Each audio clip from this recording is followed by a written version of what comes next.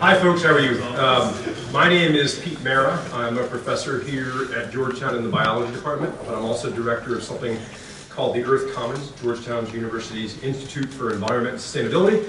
Dagmar was kind enough to invite me to give a just brief, like 3-minute description of a whole big new effort here at Georgetown around environment and sustainability. And then I'm out of here because my son's got a soccer game up in Montgomery County. It's homecoming night, just to kind of give you an idea of the tension that's mounting for that game. So I'm relatively new to Georgetown. I've been here for just a little over 3 years. I got here in August of 2019, just pre-COVID. Prior to that, I was at the Smithsonian for 20 years as the director of the Smithsonian Migratory Bird Center. I'm a bird ecologist, bird conservation biologist. My career I track birds all over the planet using a variety of satellite tags and a whole bunch of different things, stable isotopes, a whole bunch of different technologies to understand their ecology throughout the entire annual cycle. My career moved more towards conservation as we started to document the massive declines of birds and other forms of biodiversity over my time at Smithsonian. So when Georgetown came to ask me about sort of if I was interested in coming here to help think around about building programs in environment sustainability, I jumped at the chance because this would be an opportunity to train hundreds and hundreds of undergraduates, graduate students around these important topics, the macro drivers that change the landscape of the Earth, that are changing, creating these wicked environmental problems. And so that's what we've done. When I came, it was the Georgetown Environment Initiative, and we immediately created our first master's program that just launched here. It's a joint program at the McDonough School of Business in Environment and Sustainability Management. We were hoping for 40 students. We had over 200 applications. 300 applications actually were started, and we have 45 students that are in that program. We're already envisioning another master's program with the School for Foreign Service around international affairs and the environment, and another master's program, a 2-year program around environmental monitoring, data science, and data analytics. We have an undergraduate program that we've been working on for the last 2 years that we think is a very innovative 4-year program that is going to be 2 years here on the Hilltop campus. But the big secret is that there's actually a big downtown campus that's being developed for Georgetown. So students will spend their first 2 years here, and then they'll go downtown to the new Capitol campus where they'll spend their second 2 years, and part of that will be a global experience. Because we're creating all these really, what we think are very innovative educational programs around environment sustainability in areas like climate change, energy transitions, sustainability, biodiversity conservation, food and water security, environmental justice, to name a few, we have to find the talent and the faculty to actually do the research in these particular disciplines, but also teach and inspire this next generation of students that are going to be carrying this environmental baton into the future. So we've been doing cluster hires. So last year we hired several new faculty, 6 new faculty in environment and sustainability. Just to name a few, a woman who studies the Newston, the surface water, the organisms at the surface of the ocean or any water in particular. Rebecca studies things like jellyfish in the high seas. But she not only studies jellyfish in the high seas, she takes that into a policy arena and tries to understand how we regulate interactions at the high seas, because there's almost no interaction across different countries. There's lots of interactions, but there's no policies that dictate those interactions at the high seas. We hired Megan Lickley, who's a climate scientist from MIT, an ecological sociologist, another person who studies microplastics in the Potomac, and a human ecologist. Now we're about to put out 2 jobs, probably tomorrow, one who does, we're looking for someone who does remote sensing and GIS, and another who does sustainability more broadly, and then a couple environmental justice positions. So we're building, this is the first of 2 years of real intense hiring. I'm imagining doing much more hiring over the next few years in these sorts of areas. So I don't think I've missed anything. I think my 3 minutes are up. If you're interested in this, Google the Earth Commons, check us out on our website. We have a newsletter. We're interested in broadening our group just beyond the Georgetown community. So sign up for our bi-weekly newsletter or a magazine called Common Home. And we'll have all sorts of events in the future that we'd love to have you participate in, much like this, great events just like this. So thanks very much. Enjoy your keynote. And if you'd like to donate $5 or more million, Pete will skip his son's soccer game.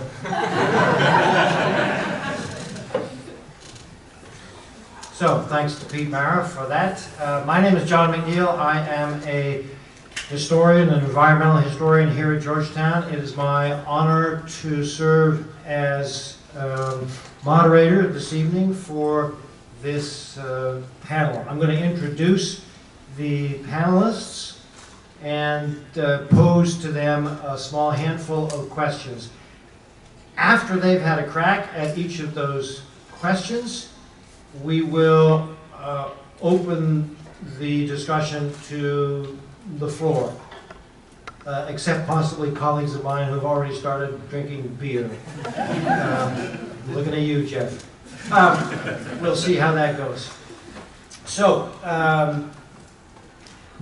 in alphabetical order, Dagmar de Groot, Associate Professor of Environmental History at Georgetown. His first book, The Frigid Golden Age, published by Cambridge University Press and named by the Financial Times as one of the 10 best history books of that year.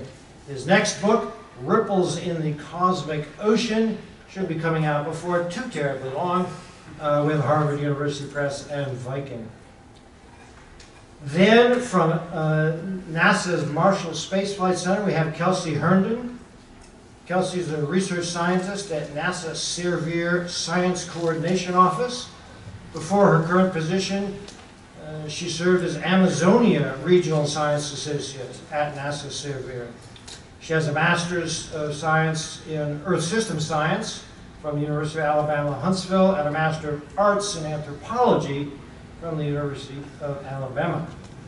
Nextly, Josh Howe, Associate Professor of History and Environmental Studies at Reed College, on the far end of our panel.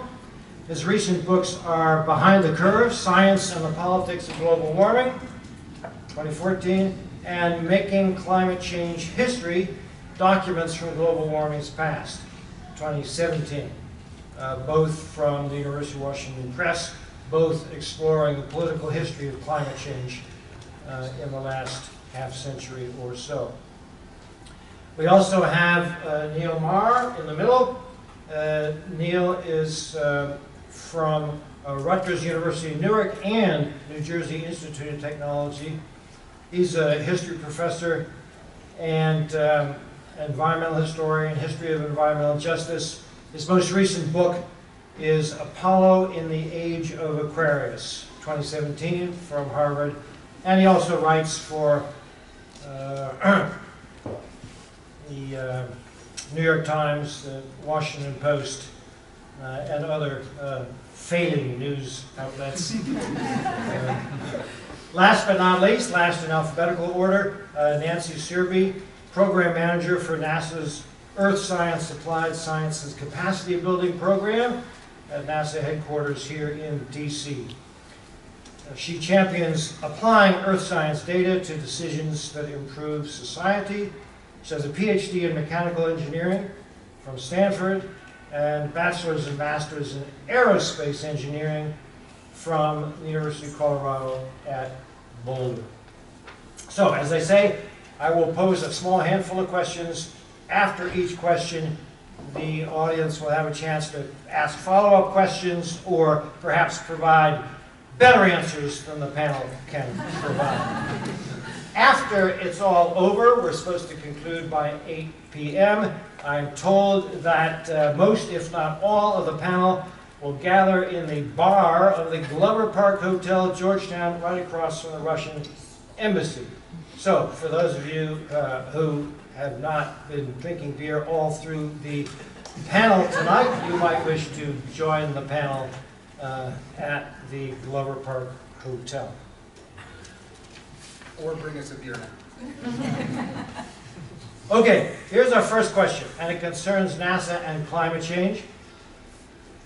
NASA has been the driving force globally in creating, collecting, and analyzing scientific data around climate change. In your opinion, how successful has NASA been in publicizing this data and this looming environmental crisis? Who would like to try that?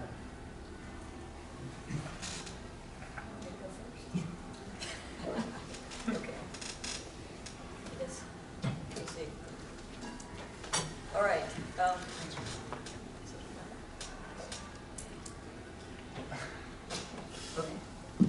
Now it works.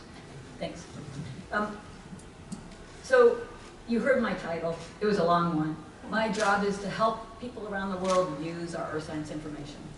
through a great team of people. Myself, the program manager.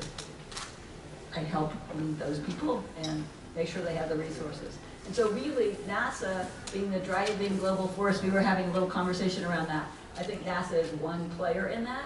I think that certainly NOAA, USGS, we have other partners, and then globally there are other space agencies and partners that we work with all of the time to really understand the Earth system.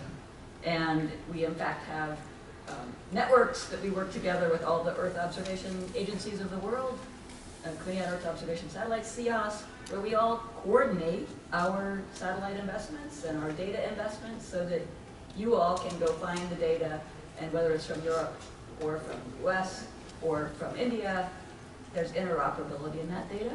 And so I think we do a lot towards making all the information freely and openly available. And I think we do a pretty good job at looking at the Earth system holistically.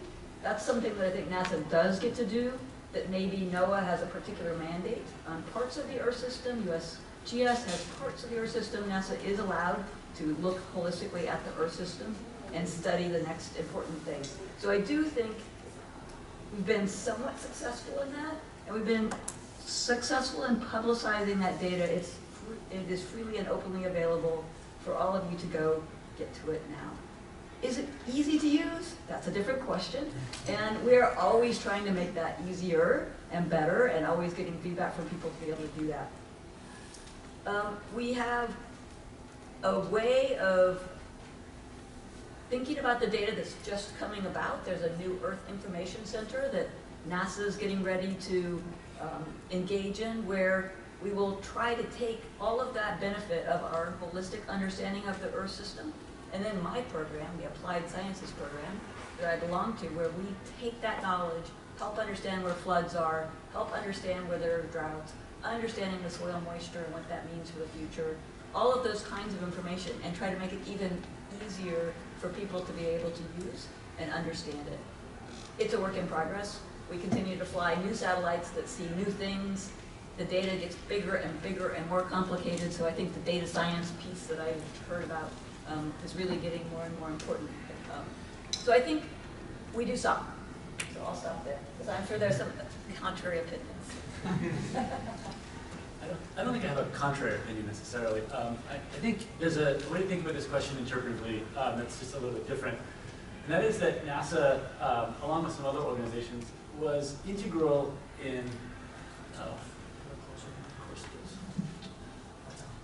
okay, can folks hear me? So NASA, along with a number of other organizations, was integral in the middle of the 20th century in creating the Earth system as a coherent construct in a way that helped us to understand climate change as a set of interactions with causal chains comprising them. Without institutions like NASA that showed us images both in pictures that you might be familiar with from space, but also data images that are collections of pieces of information that treat the Earth as a global whole, it's pretty hard to understand climate change as a global phenomenon. They've done well to publicize that. I mean, that has been, I think, a sort of fundamental mission of NASA since as early as the late 1960s. It comes with some liabilities in that if you follow NASA, you have to think about climate change globally, and it's really hard to get out of that frame into the variable causes and effects within the globe itself, within the human communities that are responsible for climate change and those that are most affected by climate change. So it comes with some baggage in the way that we understand, in sort of NASA terms, the global system. We epistemologically approach the global system in part on NASA's terms. So I think that's what I would say, just to sort of modify that history interpretively a little bit.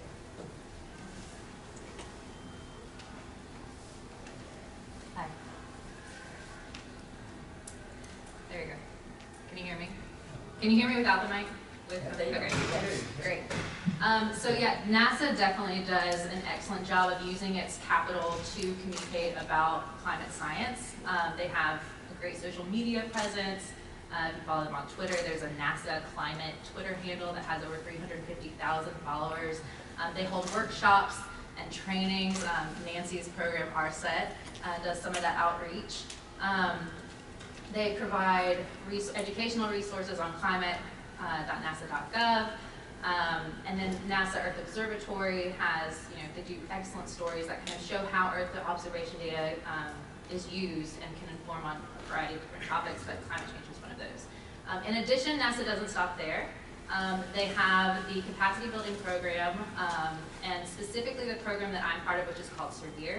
And we work hand in hand with organizations in low and middle income countries to help them use this data that NASA produces to inform their decision making and help them respond to all sorts of different environmental issues that are really exacerbated by climate change. So, we do have, from the NASA perspective, this global climate change kind of way of looking at things, but NASA is taking active steps to kind of be place-oriented.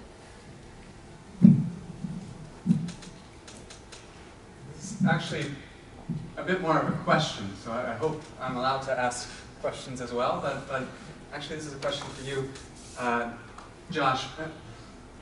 I'm assuming that you would argue that the kind of global NASA way of seeing the Earth maybe undermines grassroots climate action, right? Or is that too far? Go on, because I'm agnostic at the moment. Okay. Ambivalent, I should say. So maybe that kind of global way of understanding climate change encourages scientists who work on the climate crisis, beginning in maybe the 70s, even the 60s, right, to imagine that solutions can be found through global institutions rather than through, informing kind of grassroots action that might drive local political change. Is that fair to say? That I think is empirically true from the history. Okay. I would argue that in print. Okay. You know a hell of a lot more about this than I do. Yeah. Can you elaborate maybe on that? Because I think that is a perspective that maybe some of our undergraduate students in particular have not heard of. Yeah, so institutions like NASA, and I would, NASA's not the only one, right? You've got the National Center for Atmospheric Research that is kind of working in parallel with NASA in the 1960s and 1970s, sometimes in conjunction with and sometimes independent of, to try to create this data set to understand what's happening with the global climate as a global system. The scientists working on these issues sort of, to a person, fall in line with this idea that more and better science about the global system is going to help us make better decisions about that system and create policies that will help solve the problem as it's emerging. And so there's this faith in science and scientific institutions to create knowledge for presumably policymakers. In that, there's this scientific internationalism sort of inherited from the Cold War that still pervades the way they think about what the appropriate political institutions to deal with the problem are. And those are places like the United Nations. And so it's no coincidence that institutions like the Intergovernmental Panel on Climate Change are the places that scientists eventually turn to, or create in that case, to help deal with this problem, or they think deal with this problem. Because for them, thinking globally about the Earth and its systems requires that we think globally about the institutions that are going to help solve these problems. And that in a lot of ways is really effective, and also it leaves a lot on the table that down the road the climate movement gets criticized for. And what it leaves on the table are really the voices and interests of a lot of communities, particularly marginalized communities, that bear a disproportionate share of the consequences of climate change. And that's kind of one of the things I think we've seen as fallout from the 20th century focus on the global, particularly the way that global science and the global institution building work together. We've seen that now the climate movement is having to sort of reckon with itself for focusing so exclusively globally in the past. And I think NASA's not dumb, right? They know this, and they're doing good work. It's just that we've inherited this view from earlier NASA projects and other institutions, and I want to just throw NASA under the bus. It's really hard to kick, right? I mean, you've heard Pete stand up and talk about global environmental monitoring positions, and that's like the big sexy thing that John's asking for $5 million for, because that's what sells, and that's, so it's still part of the purview of the conversation. So stop there. Are you going to prove that NASA is not dumb? You're never going to get us back on even on the second question, I'm afraid, but can I answer? Can I just Please. Okay. So, I will say, I never forget a conversation I was having with a water hydrology modeler who was complaining that those humans on the planet were ruining the correlation with his modeled system. I did have that conversation.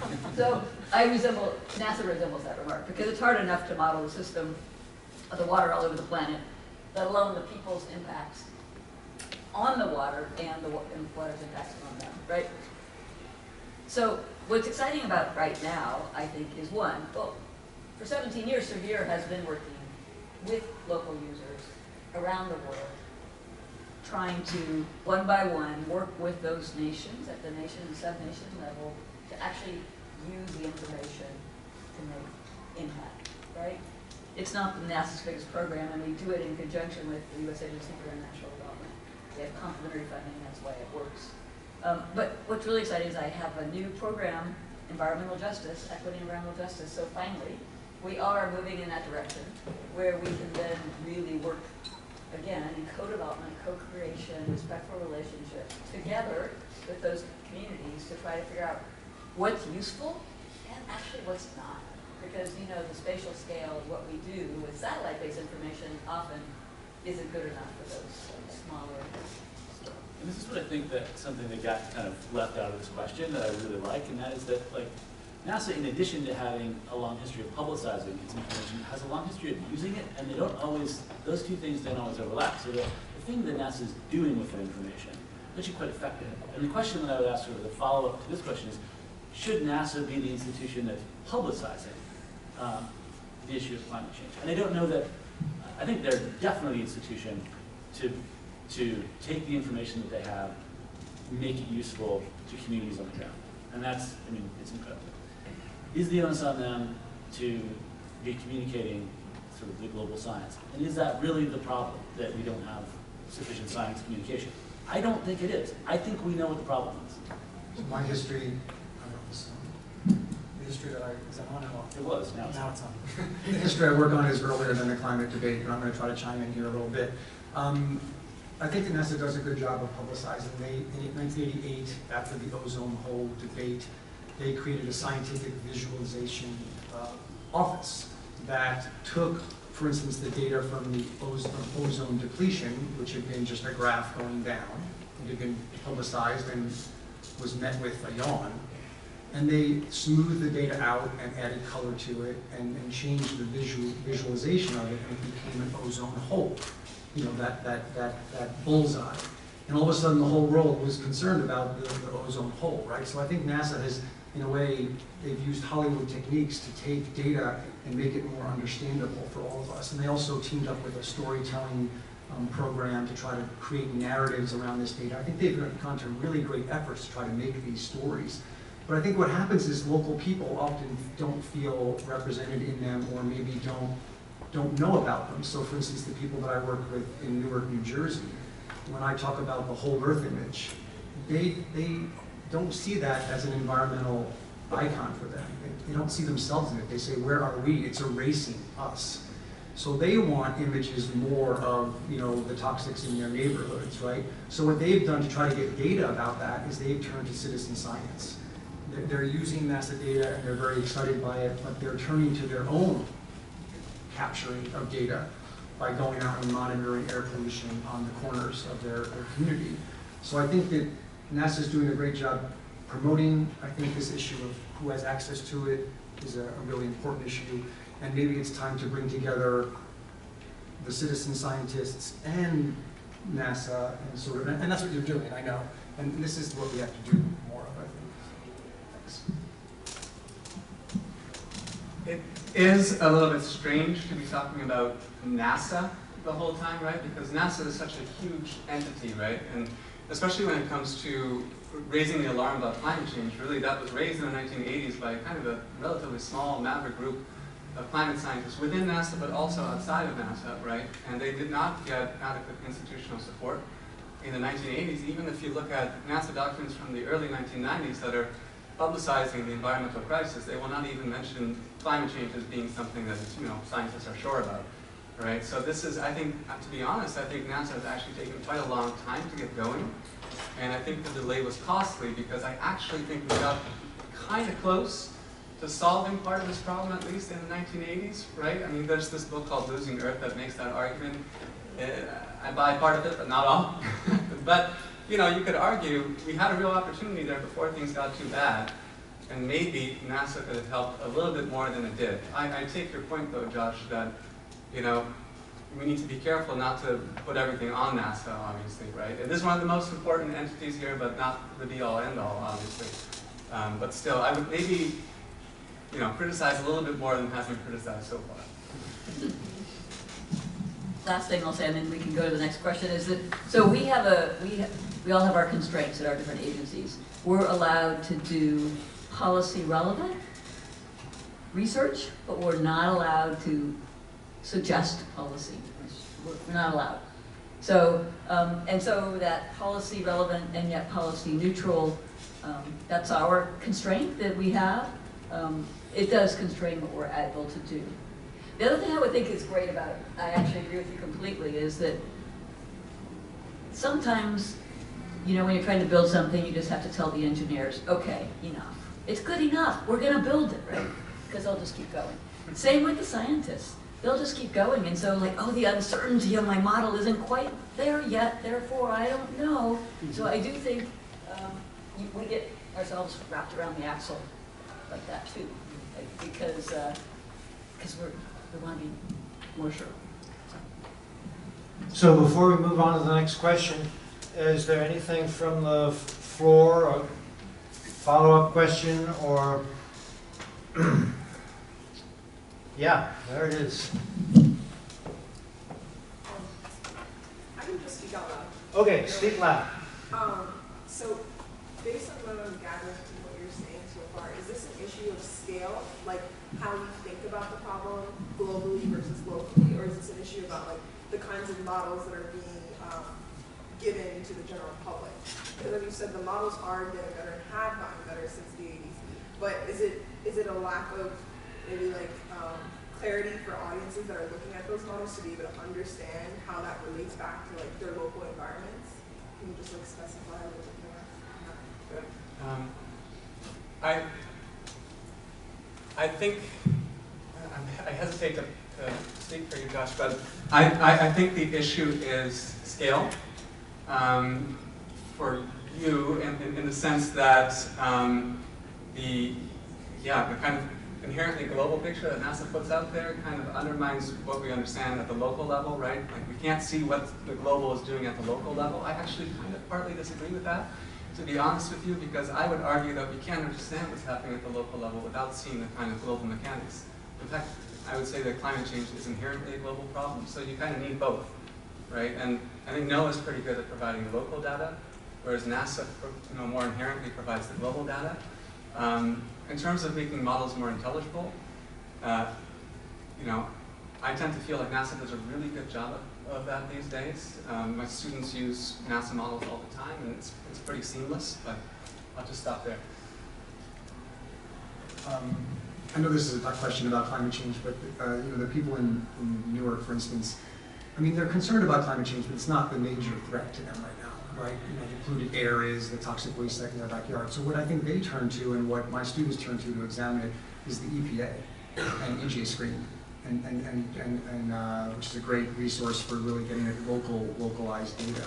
So I'm not sure where NASA stands on trying to create a platform like that to get, you know, where you can put in an address and really go to a census tract and figure out like exactly what's happening there.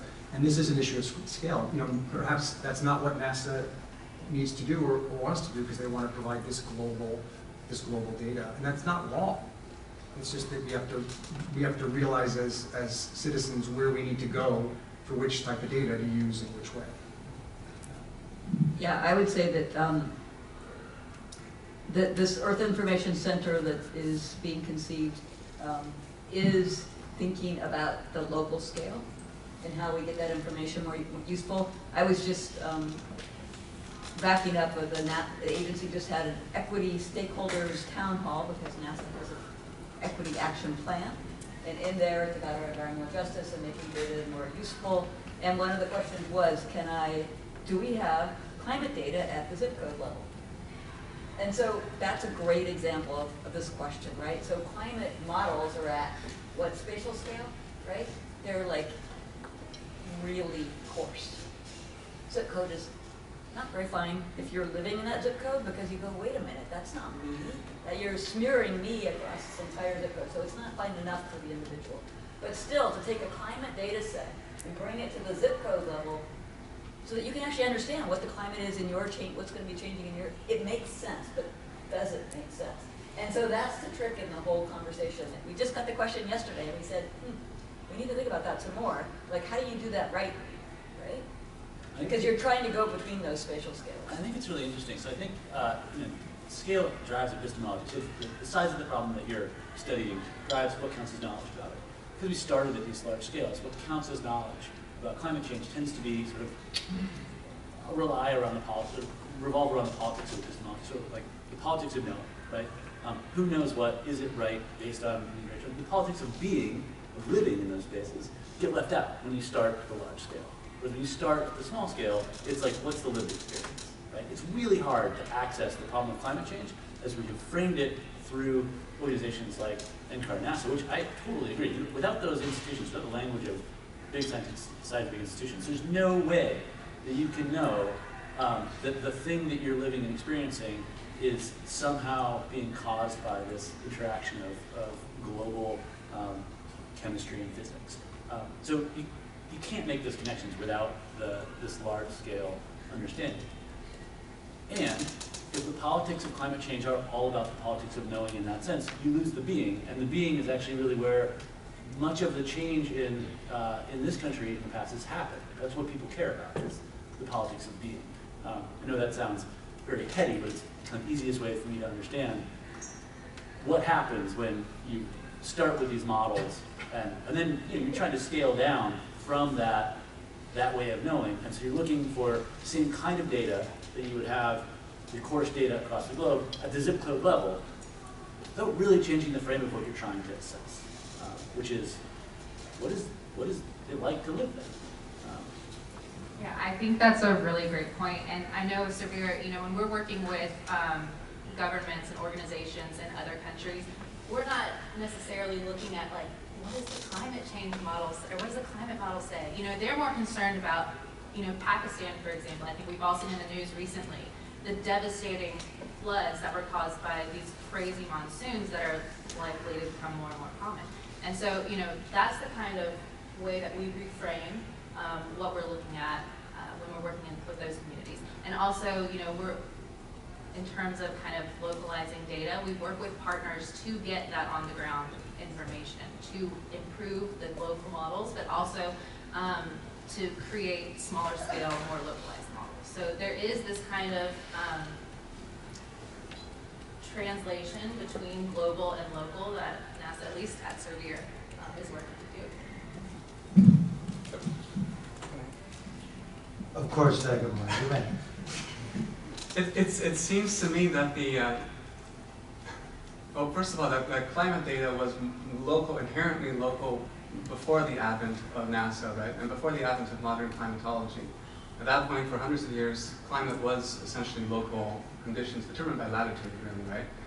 And then it became global, to me, well before the advent of NASA as well. Again, through the development of modern climatology, the spread of weather stations around the colonized world in the 19th century.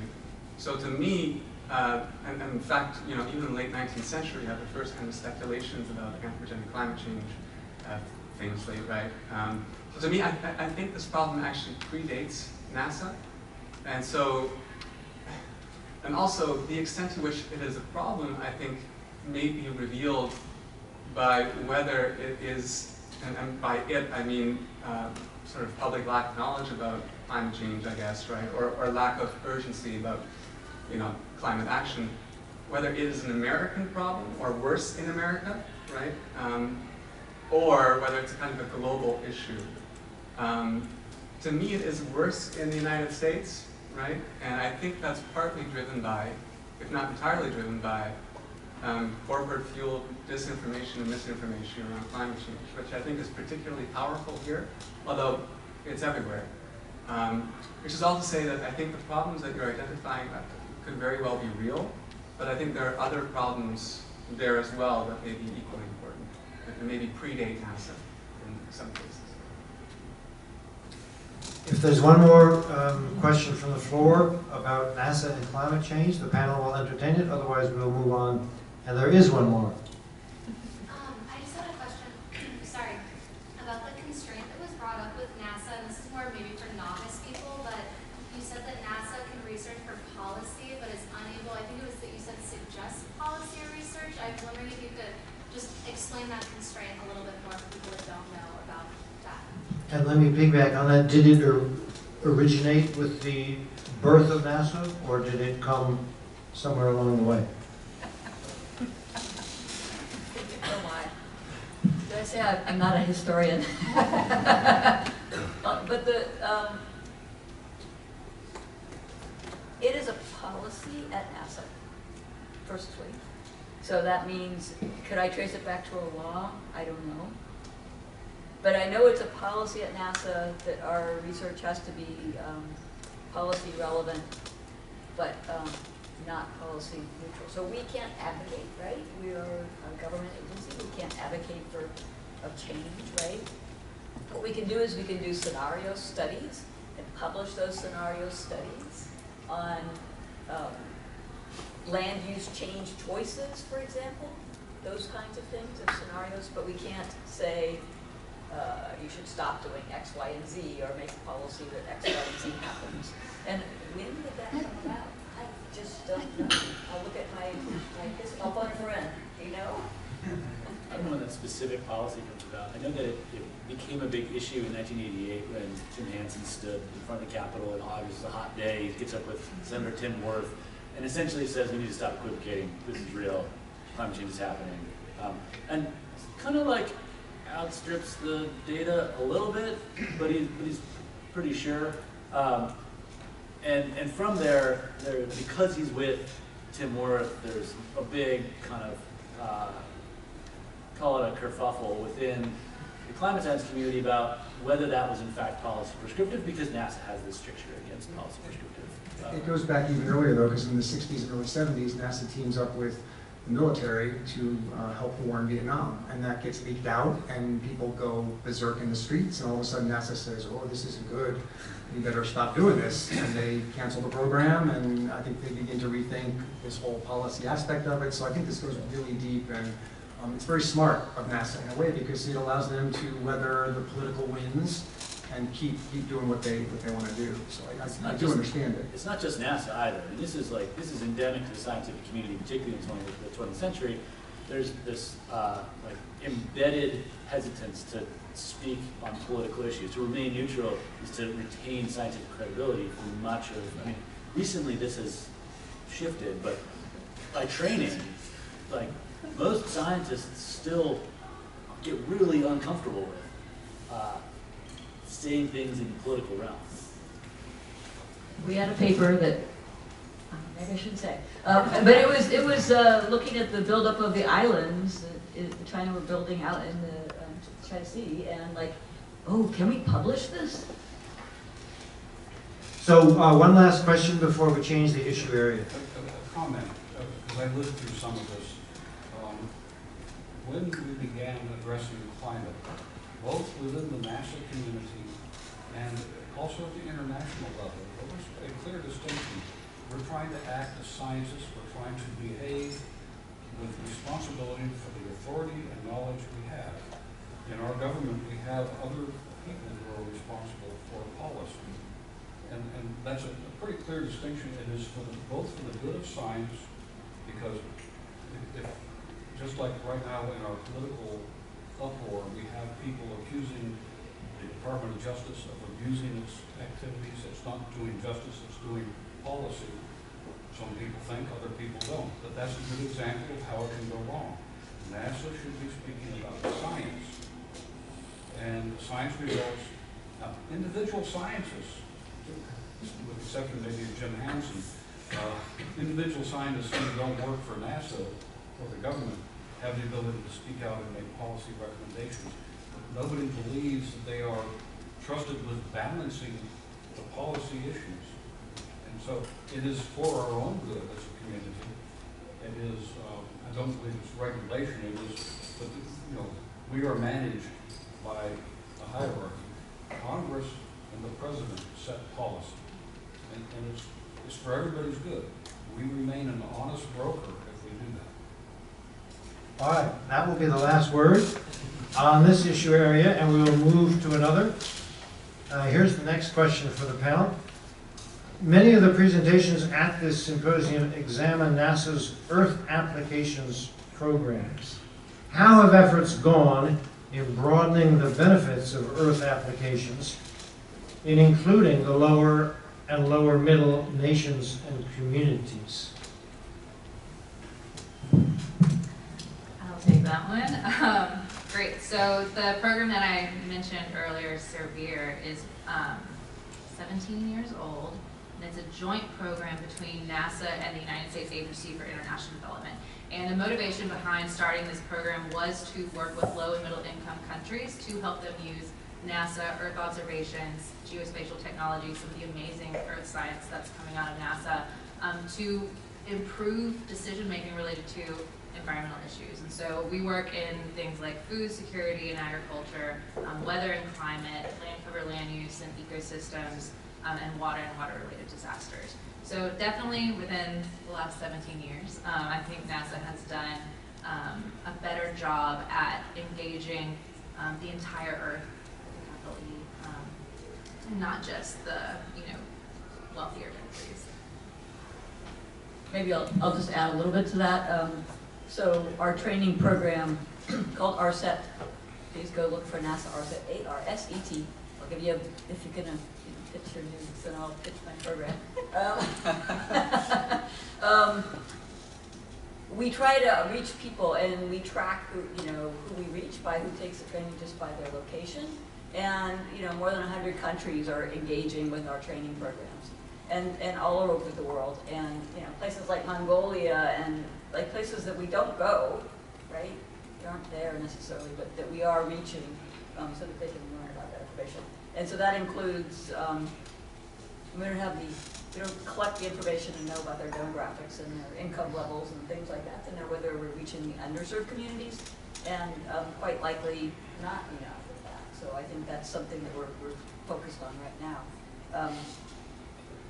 But I would just say that I mentioned SEAS, this space agencies working together across the world. There's another organization that's really worth knowing about, which is the Group on Earth Observations, or GEO. And it is more than 100 countries and more than 100 participating organizations working together at the level of Ministry of the Environment. So for us, Department of Interior and that kind of thing.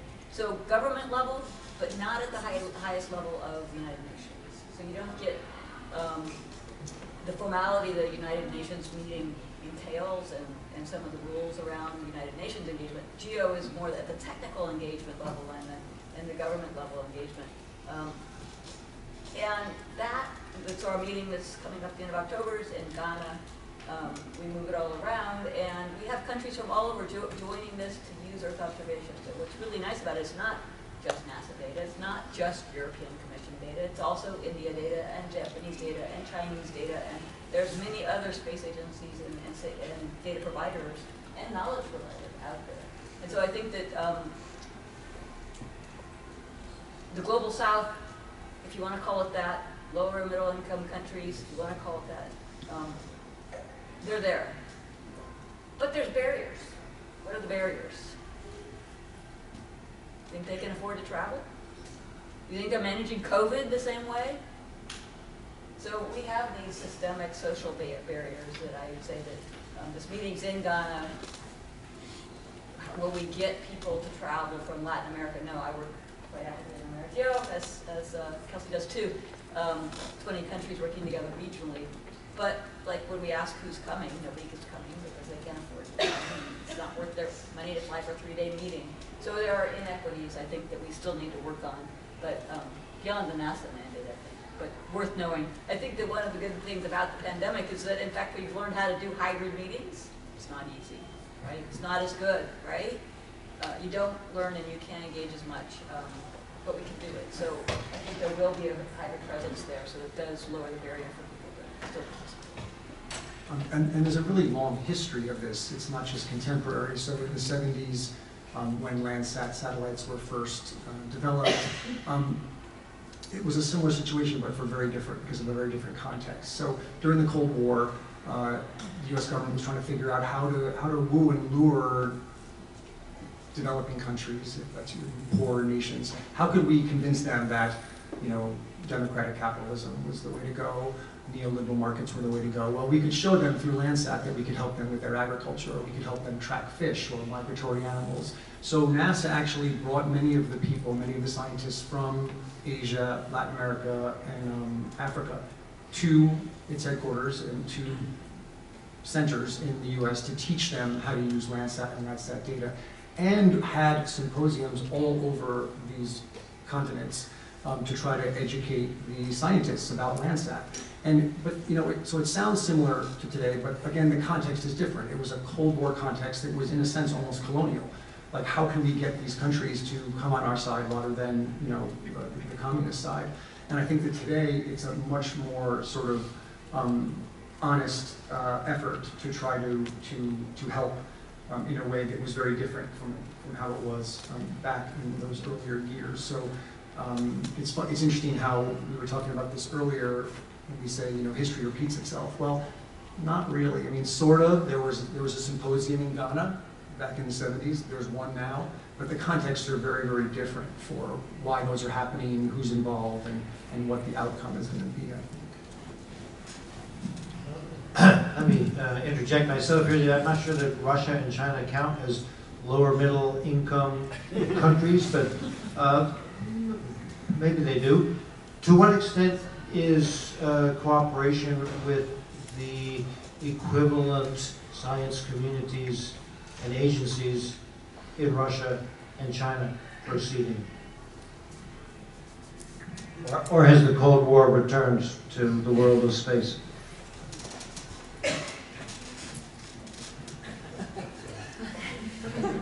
Here's what I'll say.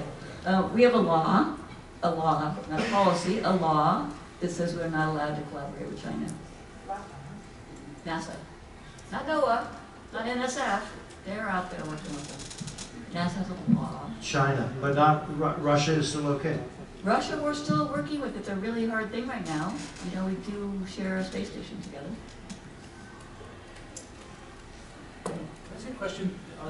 As you're working with countries that used to get described as third world countries because they're part of this Cold War competition, are there legacy trust issues that you have to deal with? Like, how do you engage with those kind of trust issues with those partners?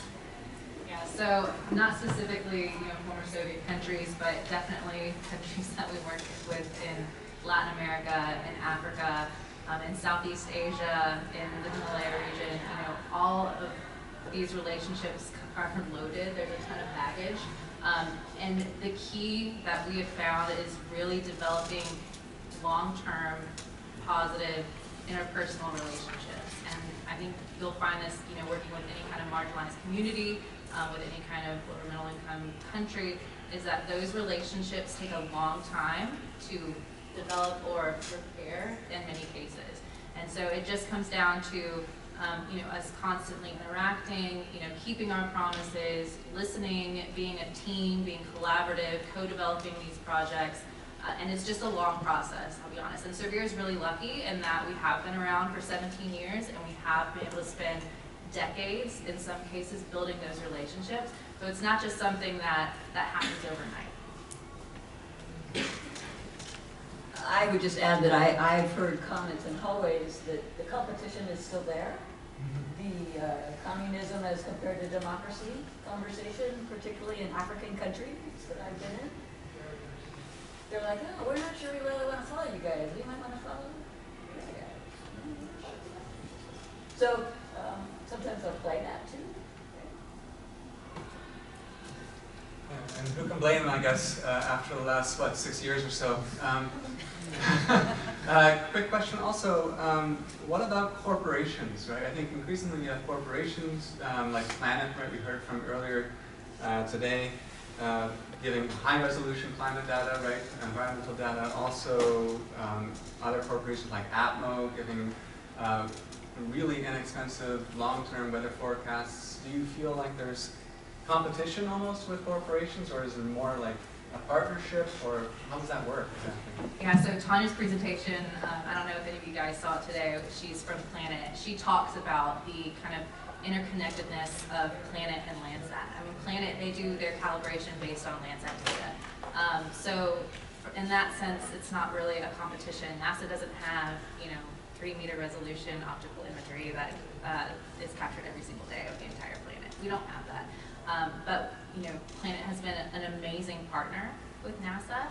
So I know we use their data through the commercial data buy to help some of the services and applications that we develop with Cerby. So I definitely don't see them as competition. They're just amazing partners in the work that we're trying to do. Can I just raise a question though about that? I mean, I don't want to get into sort of new space right now, but we might. And I understand that economically it's much more efficient with these corporations pulling the levers, but I think that we are less aware of what we also lose in allowing corporations to run our space exploration. In the 60s, if NASA was doing something that scientists didn't like, they could criticize NASA, they could promote it to people on the streets, people could go on the streets, and they did, and protest what was going on. If scientists thought there was not enough science on the early moon missions, because there wasn't, they were trying to get people on the moon. But these scientists promoted it, and they sort of, NASA had to change its focus. In other words, there was a civic culture where people could get up on their soapbox, make a complaint, and because NASA is tied to congressional purse strings, NASA had to sort of listen, right? And I think that we have to think about whether these corporations really have to listen or not, or how much they have to listen. So I think that we gain economic benefits from new space, but we have to think about a little bit more about what we might lose as a civic community. That was off, I didn't want to open up a whole can of worms, but I just think it was. Let's do it. You can go there if you want. Well, let's see if where the audience might wish to go. Any questions on this particular issue area? Please. So I'm actually from Kenya, and so I know you mentioned the President Building Program and a lot of work that you guys are doing in low-income countries. I'm curious about the technologies and strategies that NASA might have or has when it comes to those countries, and to what extent it's being implemented, where we can find this data. What about the capacity building programs themselves? Are opportunities or initiatives being funded or basically supported when it comes to the communities on the ground? I know Kenya is, we find a lot of these are highly educated and quite determined to make changes. That's a great question. And actually, so Kenya is one of the hubs that Cerby has been around for the longest. And what I didn't mention earlier is that Cerby works through leading geospatial organizations that are in the countries that we work in. So have you heard of RCMRD?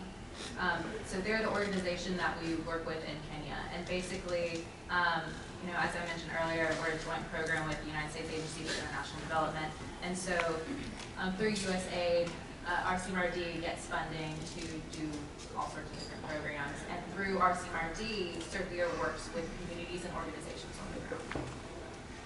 There's a lot of opportunity, and if you're interested in, I'd love to chat later and tell you some more. And maybe I'll just add to that. That's the Regional Center for Mapping of Resources for Development. That's the acronym. And they have a government mandate to support countries in Eastern and Southern Africa. And so the countries, they regional, and the countries in Eastern and Southern Africa pay into the kitty, basically, for budget, for them to then be able to do their job, and then they bring in development funding as well as from USAID and others. And they really are a really important integrator, kind of the Earth's information across that regional scale there. And they've had small grant programs, we're there today on those, and they go in and out, and but those small grant programs were the way they were able to get really the innovation in the countries to be able to be more engaged and to take some of the services that Cerby is developing and bring them to these novel contexts and more local scales.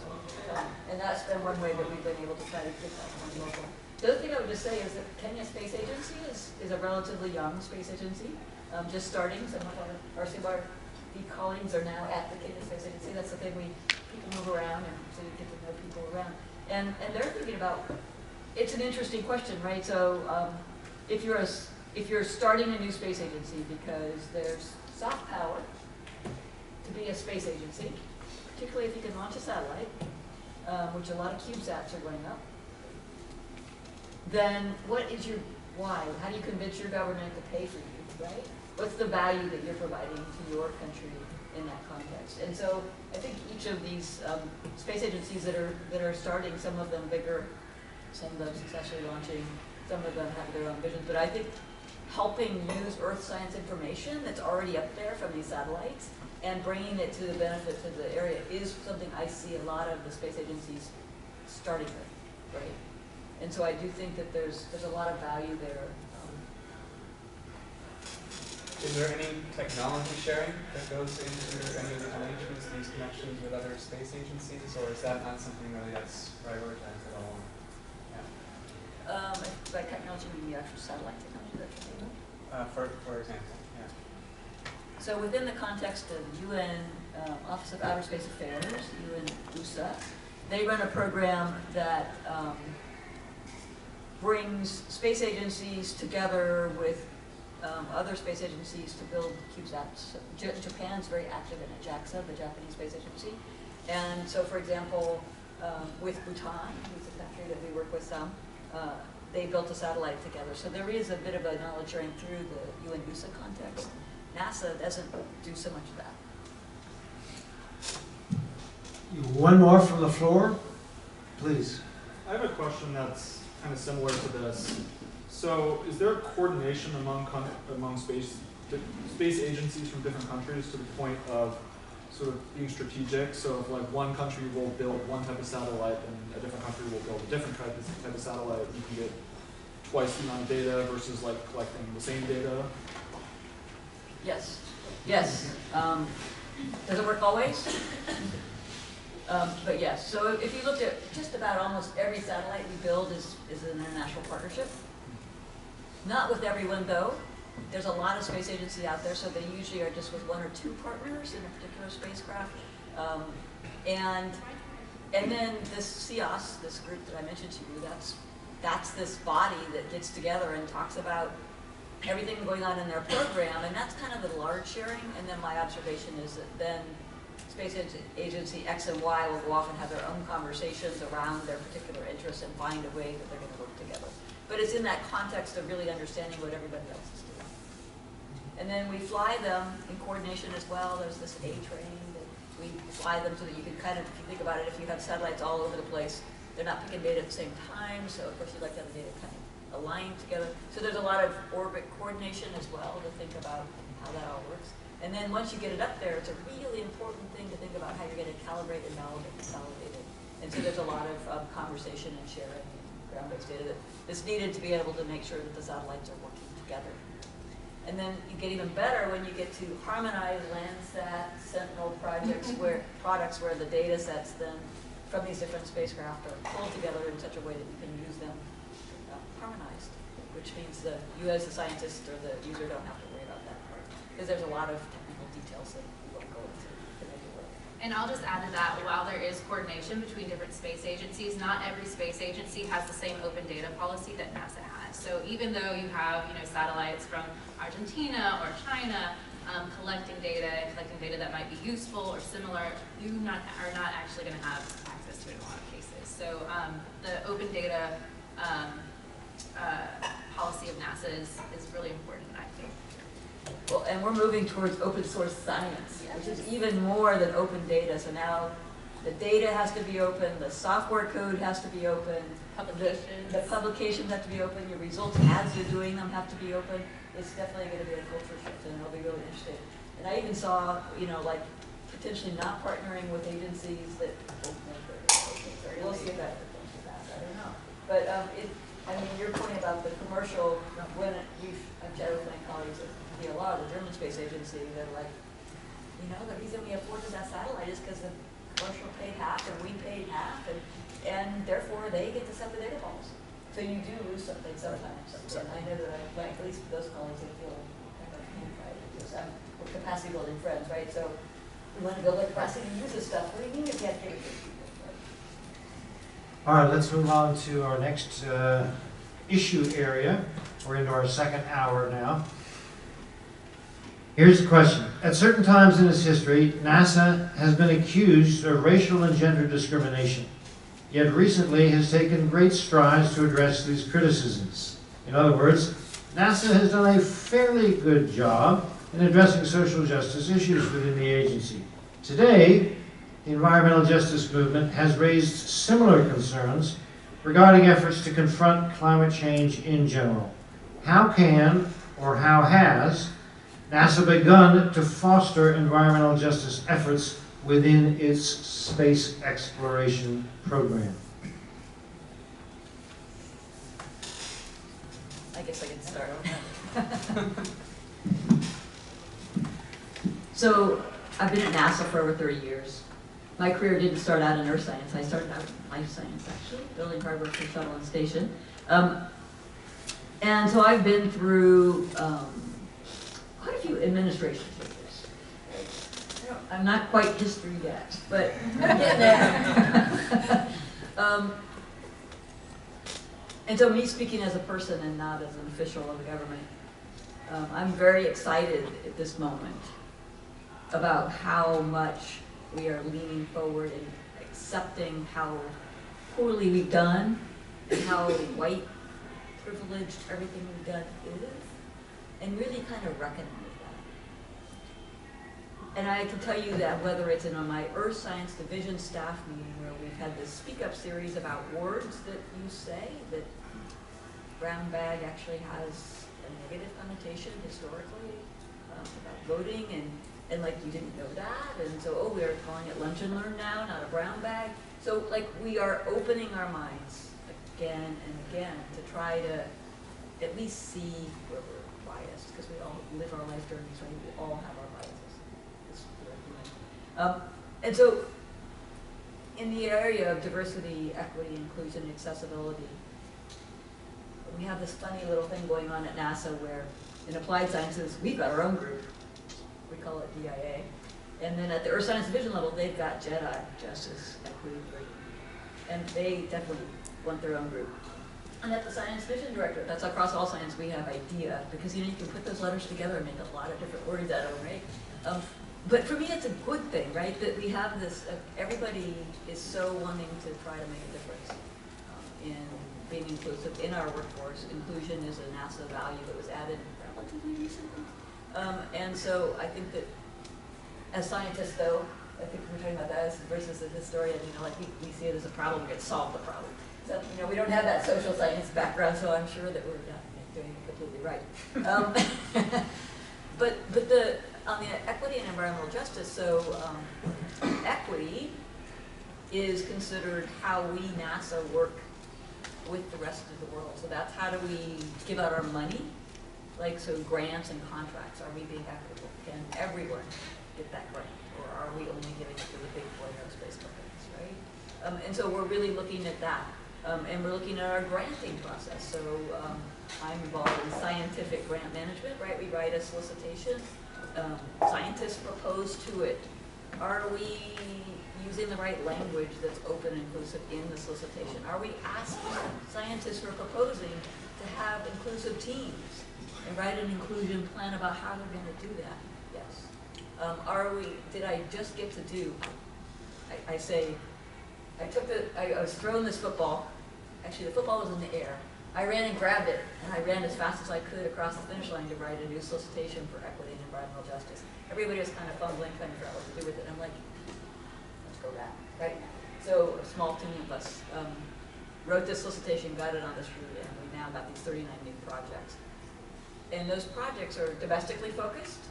We purposely did that. Yes, domestic only. There's another solicitation open that's focused on global climate and environmental justice issues. But we wanted to keep it focused on the United States because we have a lot of issues ourselves, and the money wasn't that deep. So we really wanted to make a deeper impact on the United States.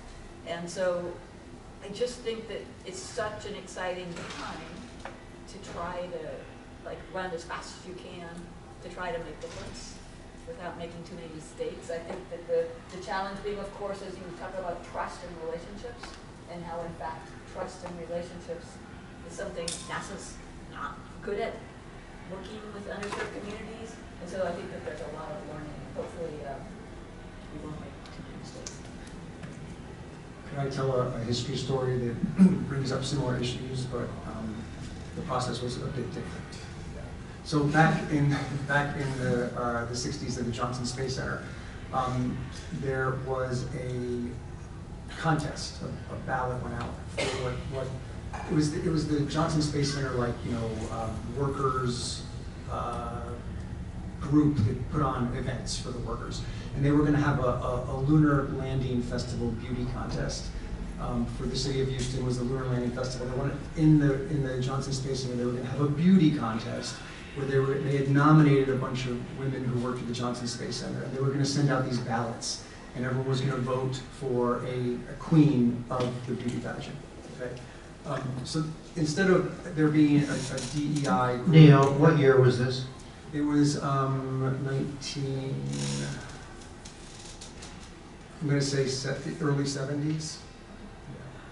So instead of having a diversity and inclusion group or a women's group, right, these were just women who happened to be part of NOW, the National Organization for Women, who got upset by this beauty pageant. So what they did was the night before the election, they went in, they snuck into the Johnson Space Center and stole all the ballots and replaced them with fake ballots and put them in the mailroom.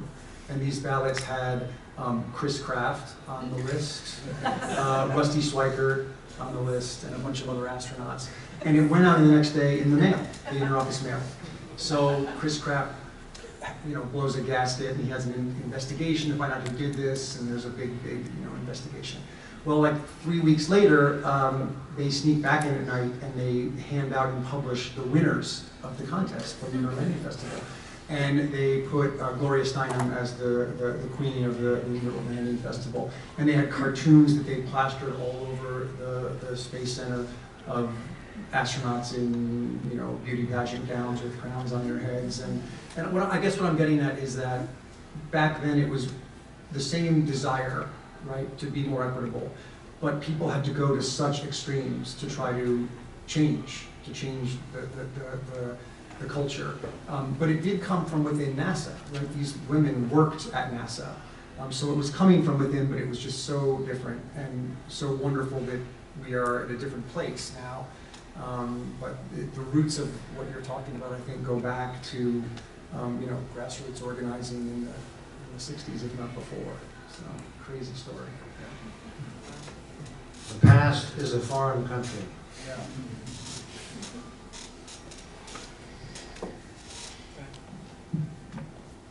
I think this question is interesting because it asks about environmental justice, right? Which is something that's part of what we've talked about, and maybe a little bit more than that too. And I wonder what it would look like to orient NASA around addressing that theme, right? And I think about things like, well, I mentioned technology sharing earlier, right? But we know that there's got to be a lot of capital moving from the developed world to, if you want to call it the developing world, right? Some of that capital probably should be technology, right? Perhaps the most important capital should be technology knowledge, right? How can we, and how can NASA be part of that, right? Maybe more than it has been so far. We know that 2/3 of NASA facilities are near the coast and the communities that depend on them, right? Those facilities are going to be flooded, most of them. That's not just an issue of the $30-odd billion that are at stake, right? But also the communities around these facilities. How can they be moved? The Kennedy Space Center is ultimately doomed, unfortunately. It's going to have to be moved, right? So how can that be done sooner rather than later? Because this might actually happen in this century.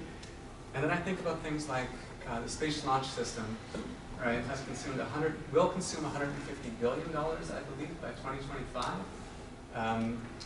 You know, to the tune right now of $2.5 billion a year. The Orion capsule, about $1.5 billion a year.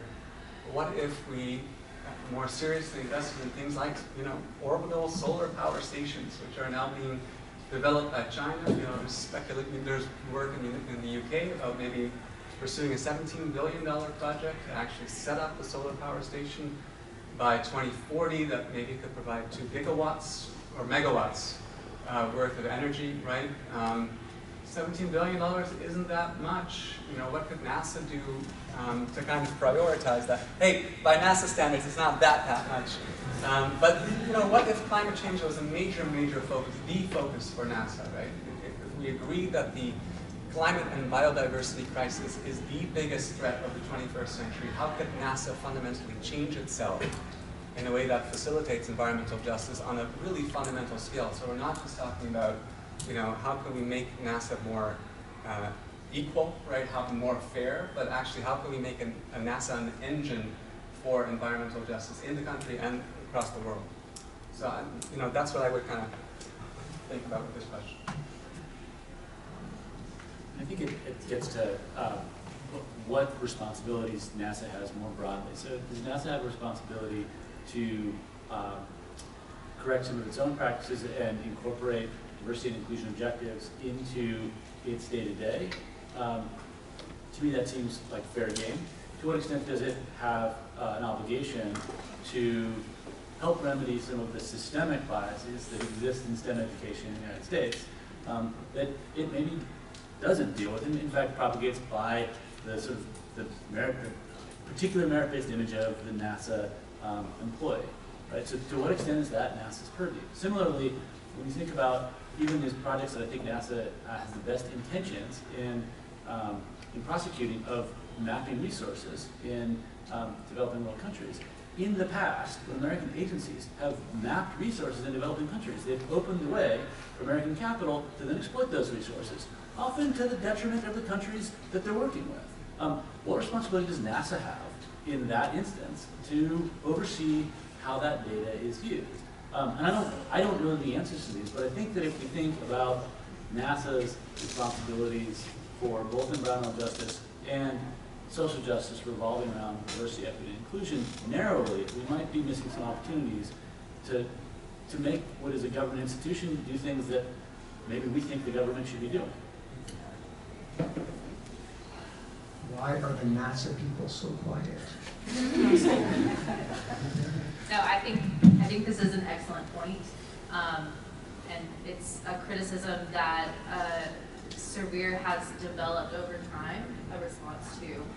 And so, you know, previously, when Cerby first started, it was NASA scientists, US-based scientists doing a lot of the scientific development. And as we've grown and matured and had some self-reflection, you know, we've come to develop this process of co-development and demand-driven science. So basically, we are working with, you know, the Ministry of Agriculture in Kenya, for example. If they want to be able to map crops throughout their country, and so we're helping the Ministry of Agriculture to do that.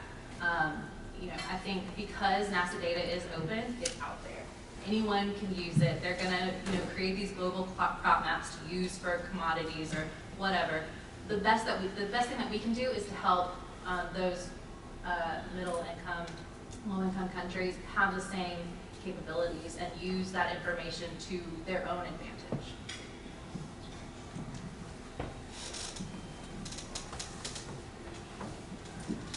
Yeah, I'll say something inappropriate to your point, which is that let's take the DOD's budget, please. Sorry. That's not You get a lot more zeros that way, right? So sorry, I know this is NASA and the environment, but I think a lot about that actually, about how to turn those swords into plowshares, right? I think it's a really interesting idea. So I'm sitting here reflecting on my experience of 30 plus years at NASA, and you know, I wear the NASA T-shirt out, and you know, people say, "Oh, not anymore, actually, you can buy those at the Gap and everywhere else in everybody's wearing them. So it's not as big a deal, but, you know, what does people think of first as NASA? It's the human spaceflight program. Really, I think, and if you talk about what NASA's identity is, it's the human spaceflight program. I don't know, how many of you watched the DART, was that just so damn cool? I was just like so excited. Yeah, I have twins. I didn't say, yes, I have twins that are seniors in high school, boys. And one of them is physics teacher on Jeopardy, on the TV. That's pretty cool, right? To have your physics teacher on Jeopardy. And then on my work computer, I've got this DART thing going on, and the dinners we just finished. I'm like, no, look over here. And even my husband said, Christopher, come look. My other son was watching. So anyway, I just think that that's what NASA is about, is this like these super cool planetary and asteroids. And James Webb, my son, is like telling me, Mom, they've got the new images. He's following them on Twitter. And so I really think that it's that magic of exploring the universe that NASA's about. So as much as I like the idea that NASA should lean more into earth science, and I think it's a great challenge, and please go tell my bosses because I can't talk about it officially, I do think that the value of NASA, of being that inspiration and having kids be inspired by that is it's a key role of ours. I really do. So I wouldn't get rid of our human spaceflight program. I guess I should respond. Hey, imagine if by 2050 we had 10 gigantic solar-powered stations in space. We were beaming microwave energy down to Earth. We were solving the climate crisis. And my God, how exciting wouldn't that be, right? And these would be gigantic structures. We would learn how to build in space. We'd have people doing some of the work in space. I mean, I can't think of anything more exciting than that. So I don't know. Let's go talk with DOE. Let's do it. Let's get our $40 billion. The Department of Energy. My husband does wind energy at Department of Energy. He's the guy building those offshore wind things. They're doing solar. With that, Mark, there were people in the 60s asking the exact same question. So, you know, $20 billion going to get men on the moon. And civil rights activists were saying, what about, you know, what they called the ghetto at the time, right? What about our problems? Environmentalists were saying, you know, you're spending all this money, you're polluting the Cape. What about, you know, using some of this technology to turn it back around? In other words, all this technology is being used to get there. Activists were saying, turn it around and help us here on Earth. And I think that was a moment that NASA embraced and really then had, you know, two goals: to explore out there and also to turn it back around and create spin-offs that can help people back on Earth. And I think that's both been really wonderful, but also it's been very difficult to balance these two missions, right? I agree with you. I wrote a book about the people on Earth saying, look back at us, look back at Earth, solve our problems here. But I think that, Nancy, you're right. People love human space exploration. It's what gets people watching. It's what gets them excited. So how does NASA deal with this dilemma between what the public wants and gets turned on by and what, you know, people need in their daily lives? See, I would say I don't think those two things are necessarily mutually exclusive. I agree with you 100%. Nancy agrees too. She just feels the budget has to be doubled or tripled to make it happen. From the floor, please. This part of the room seems particularly engaged. Okay, I apologize because I know you guys didn't really want to talk about new space, but just off of the conversation that you guys were just having, there was a World Expo in Dubai this last year where 192 countries were represented, and we had people coming from all different continents to come and like see these curated pavilions by different countries, right? And the United States had an entire floor dedicated to NASA. And it was one of the most visited things. There were 4,000 to 5,000 visitors every single day. People from around the world were coming to see the information about NASA because of the name that NASA had. But by the time they left this exhibit, all they were talking about was Elon Musk, because there was the Falcon X rocket outside that they got to see as well. And going off of that, can you guys talk about the ways that you think that new space, and it can be either helping or hindering, but I'd love to hear your opinions on how new space is helping or hindering NASA and the ability for NASA to use its data and resources to actually get us into taking climate action?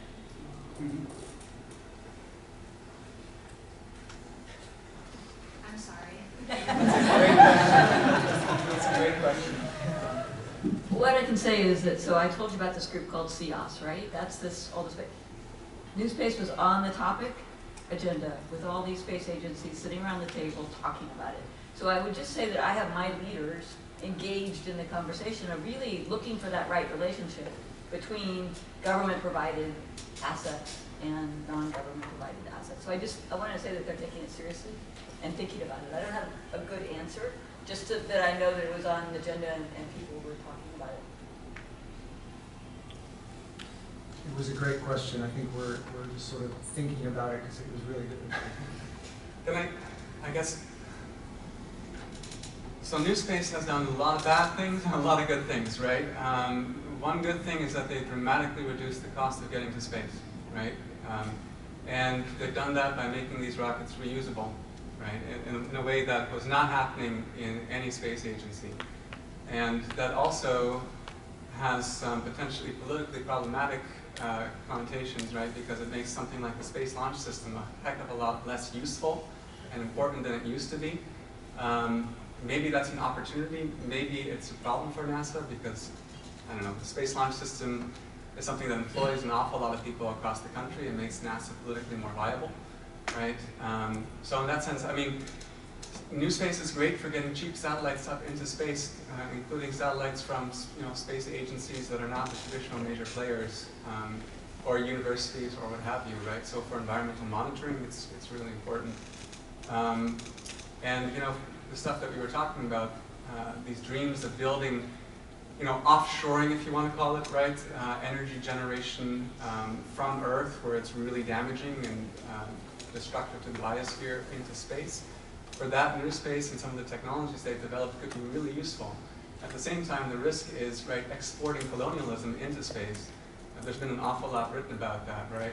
And you you make space into an engine for inequality on Earth rather than the opposite. And it's that opposite, creating a kind of utopian society by going into space, that has made so many people so excited about space since the 1960s, right? So, and I see that in the classroom too. When I started teaching a course about space and its environmental history, it's just when those, Falcon Heavy, its boosters landed, actually during one of our classes, and all the students were so excited. Elon Musk was the darling of many environmentalists at the time, and the enthusiasm for Elon Musk has pretty much gone through the floor, right? But with that, New Space also, I think, has now a much more, problematic connotations for a lot of students, even those who are excited about space. So, I don't know, I'll just stop there. There was one more question in that general vicinity. Yes, hi. Kind of a follow-up question to that. How is NASA thinking about the race to space? Because each rocket that's launched emits a large amount of black carbon, which we know contributes to the depletion of the ozone layer. So like going back to the idea of environmental justice, how is NASA thinking about their rocket launches? I already know that they have 5 more set for this year, and also other private companies who are also launching rockets into space for this race to space and building in space, yada yada. And then kind of a tag along to that question, in response to how people view NASA and kind of their skepticism on the kind of information that they release. If they're so eager to go to space, why not reveal the information that, or the data that they're collecting, at least in regards to UFOs? And yes, I'm going to put it out there because we know NASA does have data on that. Wow. I can say, I don't have any good answers for you. I really don't. Sorry. I'll try to set it in a little historical context. So when early environmentalists began to criticize NASA for the pollution it was causing with its launches, NASA heard them and very quickly created the Merritt Island National Wildlife Refuge and the Cape Canaveral Seashore right nearby. And they did this because the area around the launch, they needed a buffer anyway. They couldn't really allow a lot of development there. But they were really smart about it. They knew the environmental movement was rising at the time. I think that they, thought this would be a great thing to do, but also that it might allow them to claim that they were, and rightly so, that they were being environmental stewards by preserving this land. And if you go to Cape Canaveral now, you can take a wildlife tour, and you can, go on a tour that stops off at the VAB and the launch pads, but also shows you the alligators and the bald eagles, and it discusses the amount of land they preserved. So we can read what they're doing in various ways. Maybe it's just a cynical way to try to deflect the criticism about the launch, or maybe, and I think this is more the case, there are people there who really did care about what was going on and felt this would be something really positive to do, both for the organization and also its reputation. So I'm not sure if that rings true today, but it's a very nimble organization that is very aware of the public's perceptions. First time I've heard a government agency described as very nimble. In the back there. I have a question with respect to the new agency, the Space Force Agency. How will NASA integrate the Space Force Agency with itself? I can answer the only little bit I know, which isn't a lot. So there's a National Space Council that includes includes NASA as well as Space Force and other key agencies where they meet and discuss things. So I think that they are definitely coordinated. But I'm not involved, that's way above my pay grade. I keep thinking we have all these space experts in the audience. So if anybody wants to answer these questions, like the environmental toll of rocket launches, right? Whether they're actually depleting ozone. If someone wants to raise their hand and just answer that better than we can here at the front, please feel absolutely free to do that. With regards to the Space Force, I'm sure there's a bunch of people in the audience who know a heck of a lot more than I do about the Space Force. So feel free, please, to raise your hand and correct us or add something. I'm not going to correct anybody, but I want to add, I've been thinking all day during the presentations about environment, and where is the environment is a question. Because we hear a lot about contamination concerns, risk concerns about extraterrestrial contaminants going off of Earth, but also back from lunar surfaces and so forth. But related to the question, and perhaps going back to your question, is, well, maybe the environment isn't just at the pads, and the environment exists, if you go up the supply chain, you end up with a vast network of logistics and energy being consumed for these activities to occur. So my question is, it seems like it could be NASA's really wonderful opportunity to be a steward for green energy production strategies throughout its entire network, as opposed to only, putting a wildlife preserve next to the pads, which I always find to be strange. Just want to plug in Thomas' perspective somewhere here with a master class in doing a commodity chain study of aluminum in one of the NASA rocket compartments today. It was like, if you want to see how to do that, he's your guy. Where is he? He's right there. NASA, it's interesting, so if I go back to environmental justice for a second, we have actually environmental justice compliance people in our environmental management division, right? There are 10, 11 NASA centers around NASA grows at the center. And our facilities and people that live on a place contaminate things, cause all sorts of environmental issues, and work on reducing our energy and becoming more energy efficient because we have to follow NEPA guidelines. So I think NASA does have that mentality at our management of our places and our, where people are working and we're doing the work. And what's fascinating that I've been doing in my newly found environmental justice is I've been trying to connect those dots. And in fact, the program manager who we just brought in on detail for a year, he is actually from Wallops Flight Facility, which is where, that's where we fly stuff and have airplanes, and he's experienced is Clean Water Act, and I guess the fire suppression stuff that we use gets in the water, PFAS, and then it's a forever thing, and he has lots of experience in dealing with environmental contamination issues. And we brought him in because we know. And so I think that it's interesting to think about your supply chain analogy of like, how do we work together? So one, we're making sure that all our NASA centers have the best earth science information, climate information. So as we're thinking about, the issues about subsidence and coastal erosion and all those things that are affecting our centers, so that we share whatever we know from a science perspective with them, but then they have the knowledge of what they're doing, and how they're having to meet the compliance requirements in their local space. So I think there is a value of thinking about that more holistically, about how we could be helping each other, how they can help us, because of course we are scientists that can always help them, but I think they can be helping us. NASA, especially has in part leveraged some of the policies from other parts of the government, like environmental impact statements, in ways that do really well with environmental impacts. I don't necessarily think we should conflate that with environmental justice, which looks at the disproportionate effects of those impacts on historically marginalized communities, which I think is something that we need to really think hard about. And it's one of these things that gets lost in a larger problem with discussions about the environmental movement, that I think the question about the carbon impacts of a rocket launch highlight, and that is that environmental groups and climate advocates do a whole bunch of things in the name of either getting together to make more knowledge or getting together to make policy that are really bad for the environment. And they justify them because there's some higher good. You go to a conference of the parties of the UNFCCC, there's like, it's a zoo. There's however 10,000 people who have flown to these things every year. And so, thinking about that and the environmental impact of that is one thing. Thinking about the disproportionate environmental impact of those types of things on those communities puts them in a different light. And I don't know if that says that means don't do that.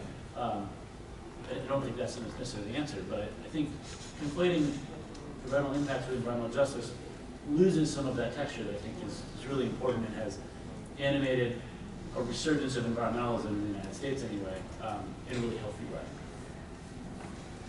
Maybe NASA can check a box for carbon offset for the next rocket launch. We have 20 minutes left before we need to end this, so that Dagmar Elise can get to the bar on time. That's true. So I'm going to conflate two questions here, and I think they have some mutual resonance and connection. So here's question number one. It's about interdisciplinarity. As you can all see from the program, this conference has brought together scientists and environmental historians. Yet for the most part, each presentation focuses on one or the other. Scientists explaining NASA's efforts, or historians analyzing the impact of NASA's environmental efforts. In other words, scientists and historians are both here, but their work remains separate. The question then is, how can scholars interested in space exploration and nature encourage more interdisciplinary work between scientists and historians or other humanists? That's question number one. And you get a few seconds to think about it while I give you question number two. Question number two is about what we're not doing. You all seen from the program of this conference that the presenters are covering some things well. But what topics seem to be missing from the conference as a whole? Let's see what the panel thinks, and then one last time we'll open it to the floor. It's always, I find it so funny in conferences like this where you've got a bunch of historians of science who really, since the 1980s at least, challenged the dominant narratives, I think, right? In science, being told about agencies like NASA, but then you've got also scientists who are, in a sense, kind of, many of them anyway, giving sort of triumphant, I'm not even going to try, teleological maybe? I don't know. Reinforcing the dominant narratives, really, right? And so you've got two groups kind of talking past each other. In a sense, also, the scientists are sort of the subject of the historians, so there's kind of a weird vibe that way, too. I don't know, it's hard to kind of find a middle ground sometimes, I think, at these conferences. Yeah, and how to do that, I mean, with our climate history work, so I mostly do climate change stuff. Probably my comments have been a giveaway in that sense. But with the climate stuff that I do, right, we find a subject, and both groups have different sorts of data, different sorts of methods, different sorts of models that we use to kind of attack that subject, right? And that, therefore, we're able to kind of work together because we share our methods and our evidence, and we can use them to build up something bigger than one group could have done by themselves. And I don't see much of that happening with conferences that are mostly, I think that's fair to say, mostly devoted to the history of science, as in this case. So I work a lot with models of interdisciplinary scholarship, in part because until very recently I was the chair of an environmental studies program that is self-consciously interdisciplinary.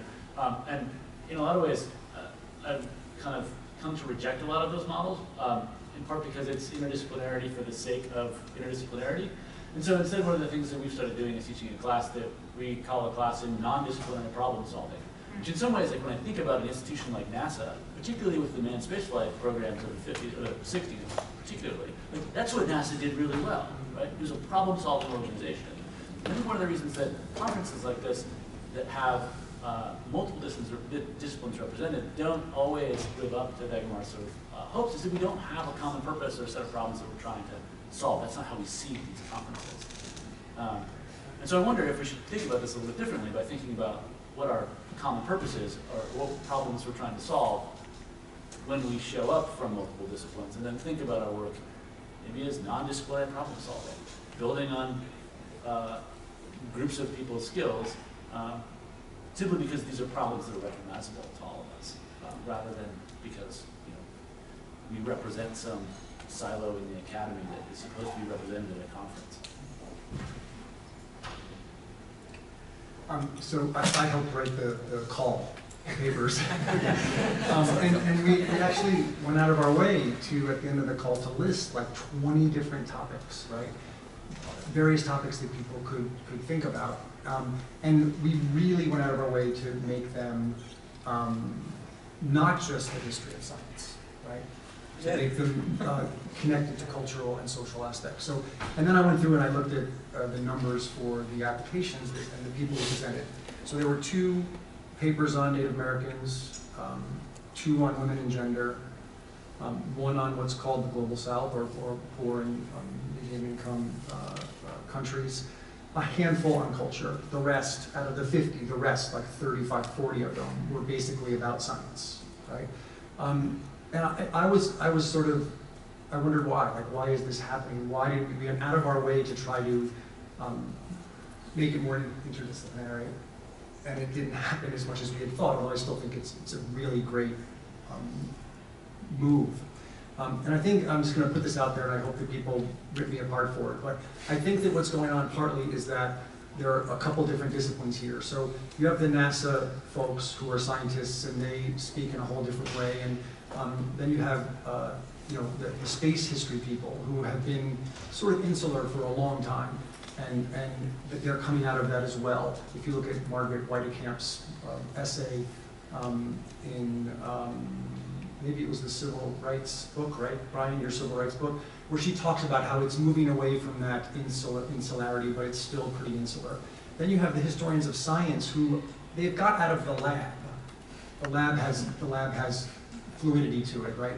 But it's not really, in my opinion, a field that embraces culture really, really widely. And then you have environmental historians who the whole point of environmental history is a relationship between culture and the environment. So there's various gradations of how much culture is involved in these discussions.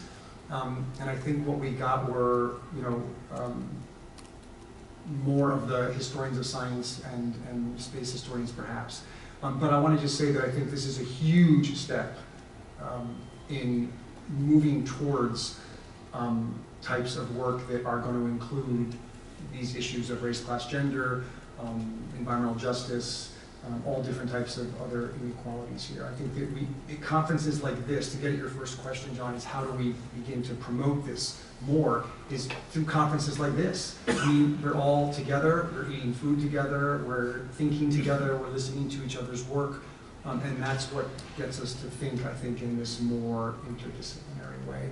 And all I know is that I'm really excited to hear what Nancy's doing in Newark, New Jersey, because when we got here, she told me she has a program there, and I'm like thrilled. So it's happening even when we're in the hallways, you know what I mean? So rip me apart if you want, but that's not. So you noticed the 3 historians answered, right? and then the 2 of us are like, but I'll just say what I was saying in the side conversation walking up here. So my bottom line, what I wrote for the answer to this was I completely agree that this conference is a good step in that direction. For sure. Thank you, Brian, for being persistent too.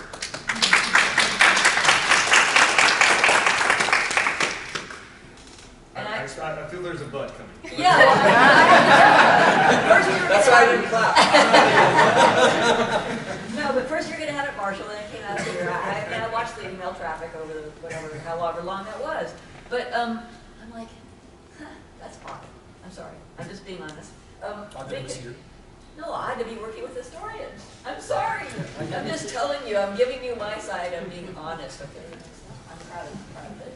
But I'm just telling you that, like, the last time I took a history class, you know, like I said, I talked to my boys about what is history, right? Because they're in history. They're taking history in high school, but I'm in history since high school. And so, you know, the way you're formed is so different than the way I'm formed. As a, you know, and so I think that's the richness. That was the excitement. That's why I said as I'm walking in here, I don't know what I'm doing here, but I'm glad to be here. How do you feel now?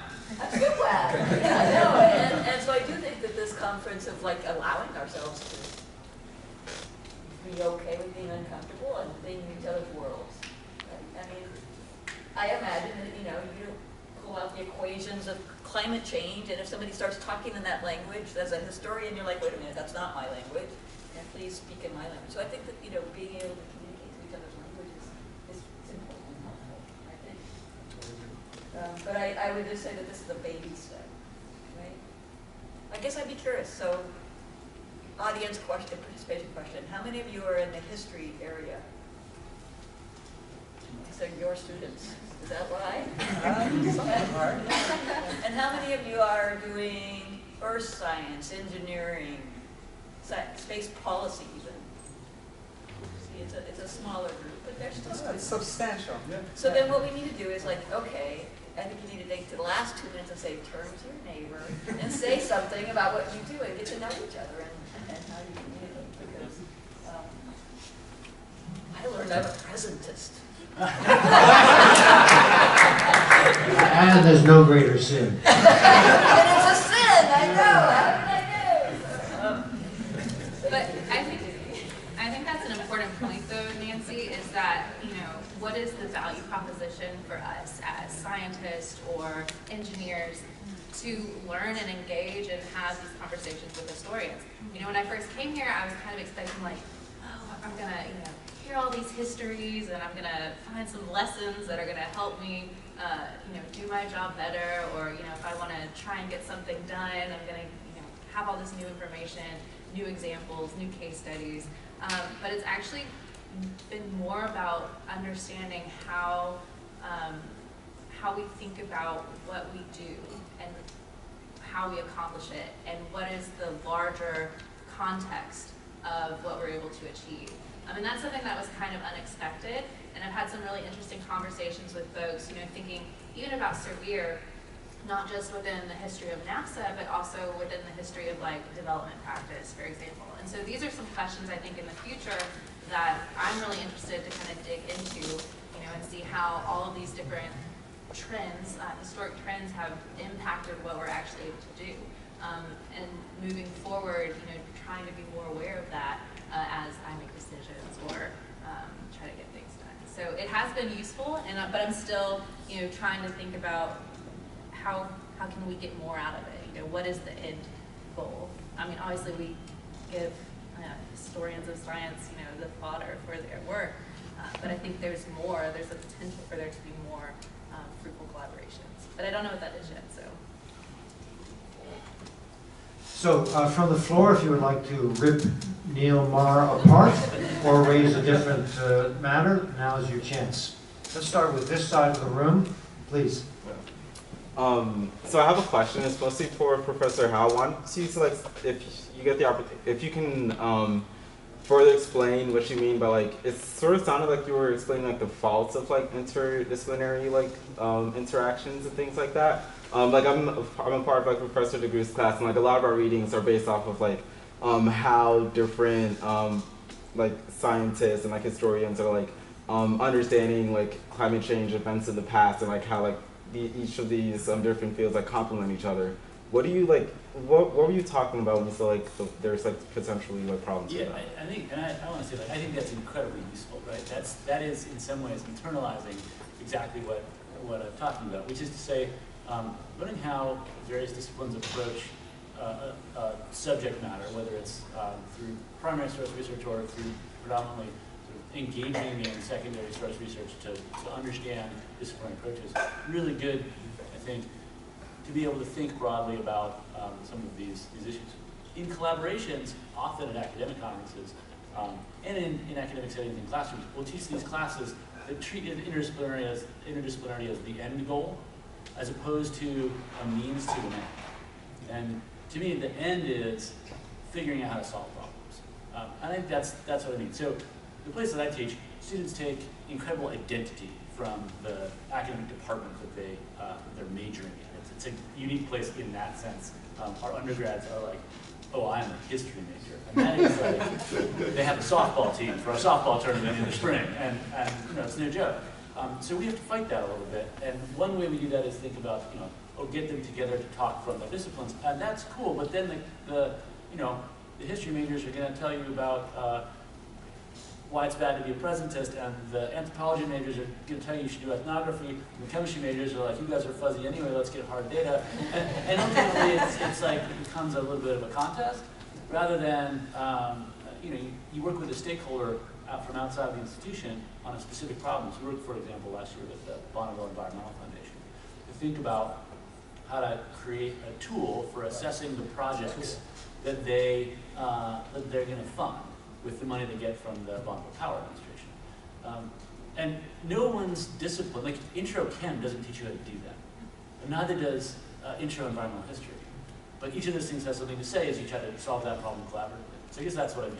Maybe I've gone too long, but that's what I mean. It's like interdisciplinary is a tool for some other end.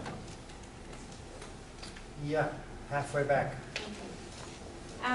It's sort of a specific question, so I'm sorry about that, but I'm curious about, it might be mostly Kelsey and the Cerby project, but I'm open to the whole panel, the overlap of thinking about international or global development and policy. I just thought, like, that struck me that when you're working with the Ministry of Agriculture in Kenya to figure out how to work with soil erosion, for example, or something to that effect, I'm wondering how that's not a policy. I'm wondering what defines policy when you're working with countries outside of the U.S.? Right, so we're under the same limitations that we are here in the States, and we're not prescribing a policy. We are working with the Ministry of Agriculture to support some type of information that they need for their ends. So it's not, we're not advocating for anything in that way. You can see how those boundaries can be pretty blurred though, right? Yes. And certainly then if you think about it's still sort of on behalf of, funded by, with the capital of the U.S., I mean, this is the tension of, I guess, that line you have to tread very carefully. But in the global context, it brings together for me some of these questions about, like we've been talking sort of the universal, the wonder of space, but then thinking very carefully about the real differences, historical, material, and present, between all the different communities on the planet. Yeah, absolutely. And so, like I said, that's one of the things that I've been really inspired by this conference to kind of think more deeply about. But yes, it is a very fine line, and it's something that we are constantly having to navigate. It's challenging. So thanks. All right, 2 more questions from this side of the room, and then we'll finish up on that side. So first in the plaid shirt. And thank you. So I have one question. So from the perspective of the history of the decision making, and from the perspective of the usage of the data that NASA produces. So the climate crisis poses serious existential threats to humanity. The future of our children is uncertain, and it is possible to argue that this threat results from our Earth system's degenerative management. So what type of policy tools are required so that lawmakers and policymakers may make the greatest choices possible from the management of the Earth system? Could it be said that this policy tool enables NASA to provide suggestions to policy about, may say, Earth system regeneration?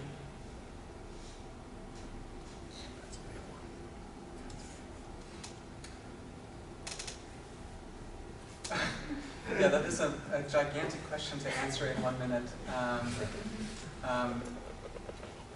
Yeah, and I feel like also that's not necessarily a NASA issue, right? That's a much bigger issue than that. What kind of policies will address the climate crisis adequately, right? And that's a big ask. There's one group of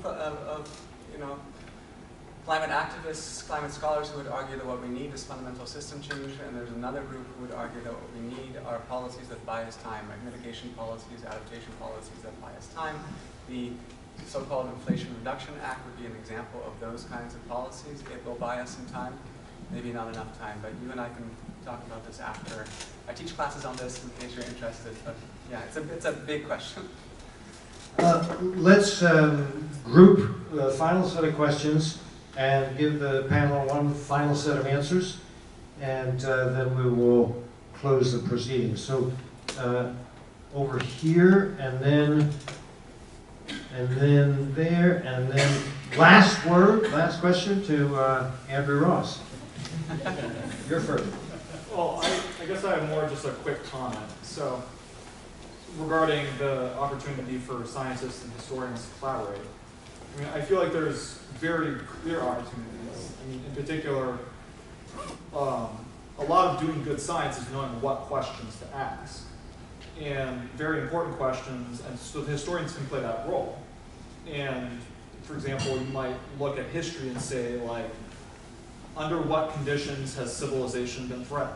I think now it's climate change, but like in the past, there have been conditions that have threatened civilizations, and sometimes civilizations fall, and the historians can point to those conditions, and then the scientists can go investigate, like, why did those conditions arise, and so forth. So, no, the historians can be the ones asking the questions, and then the scientists can be the ones answering them.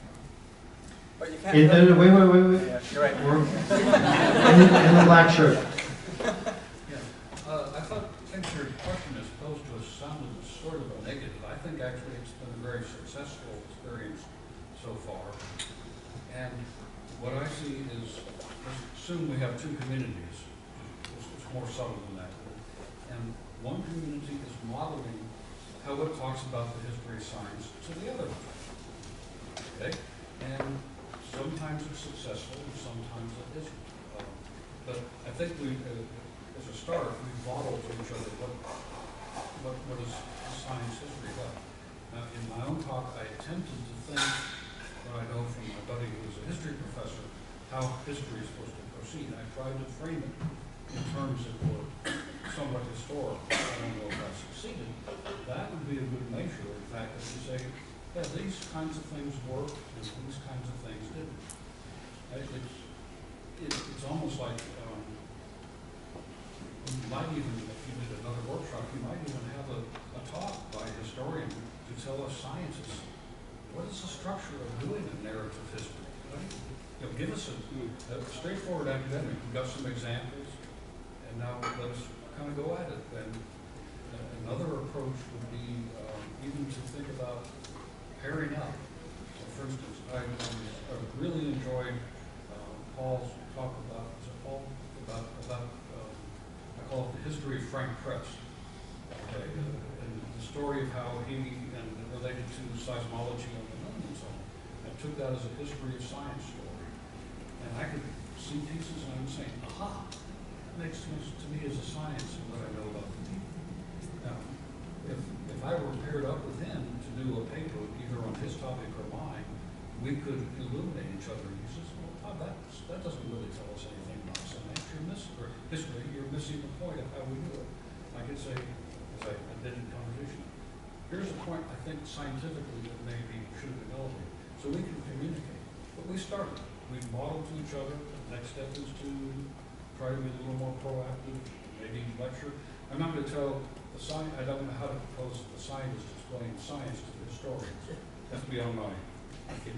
I do have suggestions what you guys can do for us.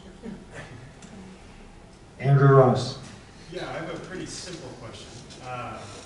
What is the NASA History Office? What does it do? No, this is not me thinking. Is it hiring? 2 to 3 years. Why did it, participate in this conference? Why did it help put it together? Why should Georgetown undergrad and graduate students care about the History Office? And what resources can we use from the NASA History Office? Because it's a wonderful place. I think more people need to know about it. Panel? There's somebody over there who might want to answer. No, this is for Dagmar. This is for you. Please. Yeah, no, that's an excellent question. I think the one answer I'll give you is that we've tried to do this with a lot of different topics, right? So we're looking at, NASA in the past history has looked at, kind of chronicling the work of the agency, right? And so and that's important. There's no doubt that that's important, and that's what it's done. We've got these monographs on Apollo, and so that we need to continue to do that. But I think we have to think about the types of questions we're asking, right? What is it that the agency needs to know? What historical context can help, in this context, what can help the agency to do its work better? And I think this is clearly an example of, if we knew more about this in this relationship, with the environment and with the agency, it would help us to kind of think as an agency. That's a leadership question, but it's also a question that needs to happen among the workforce, between the scientists, who make it happen. God love the engineers too. They got a role in this. We're in charge. Yeah, right. They tell us what we can do. They tell us what questions are good.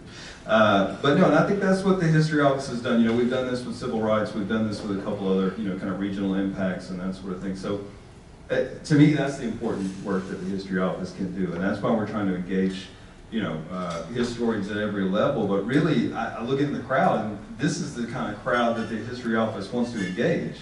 A crowd at a university that's thinking, your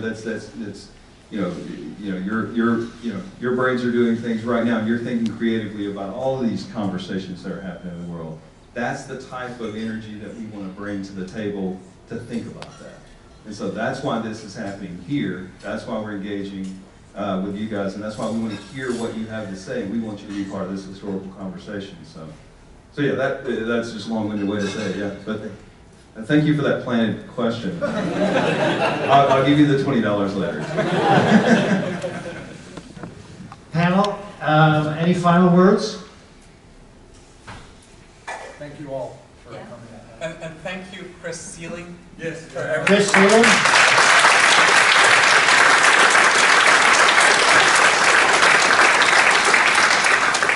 Who else deserves to be thanked, Dagmar? Oh, I thank people at the beginning of the day, but I also want to thank the undergraduate students who came out and had so many great questions. Thank you so much.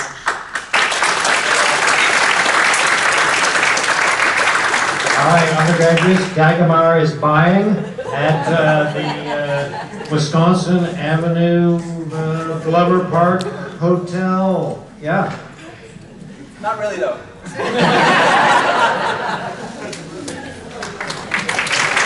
Yeah, thank the panel.